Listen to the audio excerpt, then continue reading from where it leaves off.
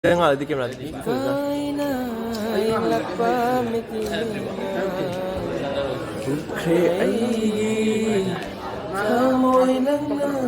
morning da yumdagi halamda inasina aida yumdagi cycle to lebo janim shore me nong ju thili thili chu sale robinson ju khang bokte rakana 1 hour 10 minutes chang asina khara yang ma ba sinamuk afternoon gi 1 to 2 class ki.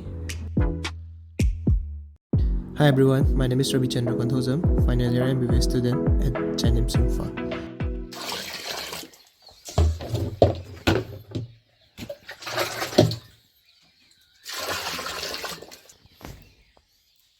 Good morning everyone. What is it? Pungri mo kaya le. The hanjao bagi lakot na yawa. The hanjao mo siya. Cycle laya hodo chu. Cycle da doon yung pung mga kaya ko tayo lagi.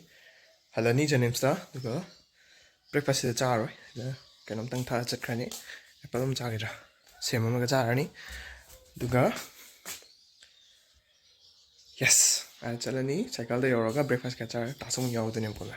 At the mga sige city. A day in my life, a non-typical day in my life. It's my own tea dog dinner.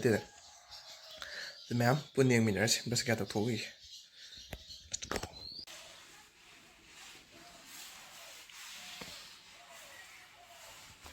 All set to go. Sing. Big shibu. Panavulum me taudish. Sing what is quite a. The ma'am. Hi, Mathematics half again. Chinese cycle top with the medium papa, cycling is general on your. This is fair. Matiam de have a command that Duga, Zenim Seroga, Matanga, see, I don't come like my dog with Vampuni and Minas.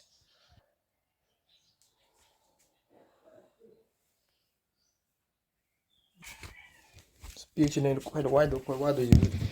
Good morning, Alex. Behind. I don't know anything.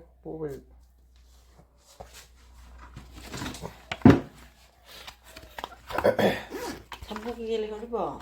No. 근데 보이면 도끼 더 봐. Kaga likhalak pa ore. Adi me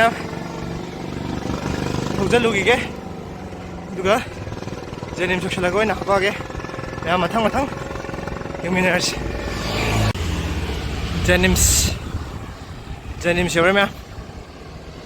Nong ju thili sale Robinson ju khang bodi cycle tharo kan have ni. Ma nong nang bro ju khang pote. Ai di ore. To hostel sale.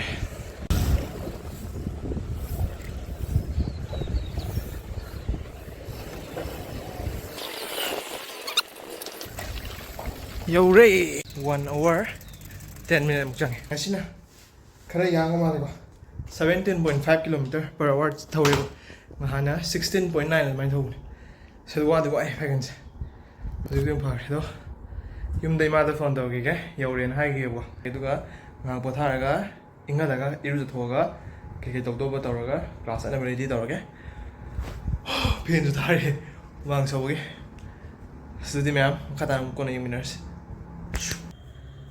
This is my 740 ka hen chale bo 8 to 9 class na evaluation balo ra no sumda chalaga Robinson ra khara ho ge duga tuna chamina rage this ma'am let's go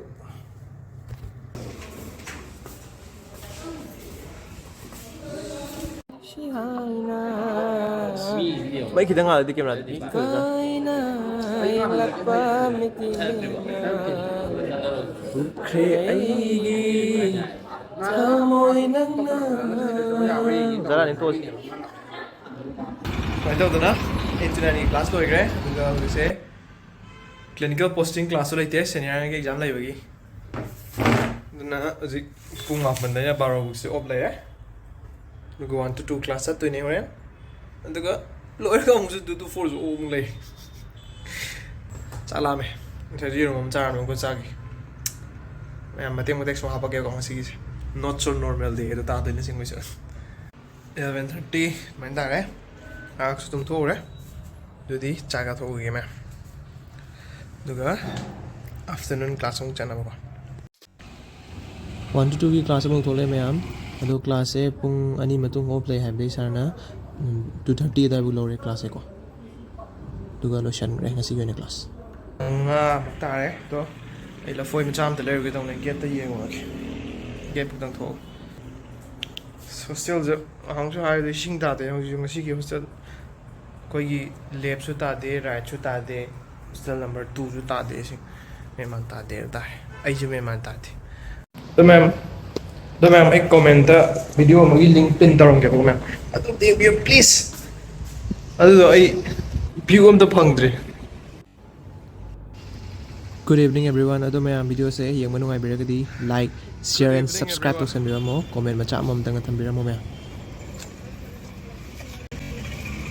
ꯅꯦꯁꯤ ꯂꯐꯣꯏꯁꯤ ꯀꯌꯥꯅꯣ video ꯅꯝꯕꯒꯤ ꯃꯑꯣꯡ ꯃꯥꯟꯅꯕꯅ ꯂꯥꯏꯔꯤꯛ ꯄꯥꯕ ꯁꯥꯟꯅꯕꯅ ꯂꯧꯕꯨꯛ ꯑꯣꯏꯅ ꯁꯤꯟꯖꯟꯅꯔꯦ ꯉꯁꯤꯗꯤ